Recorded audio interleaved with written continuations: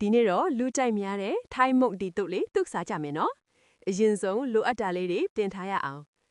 ဘာတွေလိုမလဲဆိုတော့အဓိကဖြစ်တဲ့မုတ်ဒီဖတ်လိုမယ်အရသာအတွက်ထိုင်းငပိရေတကြားကြက်သားမုတ်နဲ့အချိုမုတ်အနှဲငယ်အဆက်အတွက်ငရုတ်သီးအကျက်မှုန့်နဲ့ငရုတ်သီးစိမ်းအဆက်ကြရင်များထည့်ပေါ့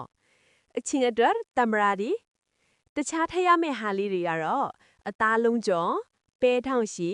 ကြက်တော်နီနဲ့နန်းနန်းပင်တို့လိုပါမယ်။တုံနီးလေးကတော့တကယ်ကိုလွယ်လေးပါ။အရင်ဆုံးဇလုံးအကြီးတစ်လုံးထဲမှာထိုင်းငပိရေနုစွန်းရဲ့အချင်းရေတစွန်းရဲ့ထည့်လိုက်ပါ။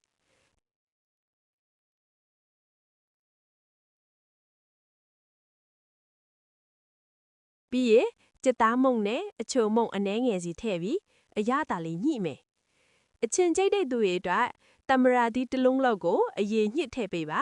။အချိုးတလီပါမှစိတ်မှဆိုတော့တကြားဇွန်ဝတ်ထည့်မယ်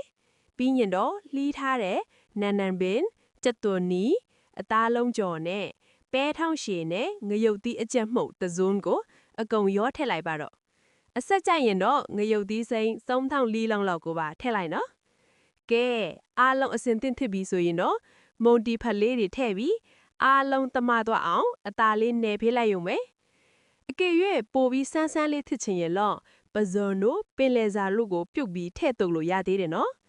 ဒါဆိုရင်တော့အရသာအရန်ရှိပြီးစားလို့ကောင်းတဲ့ထိုင်းမုန်ဒီတုပ်လေးရပြီပေါ့အားလုံးပဲစားကြပါအောင်ရှင်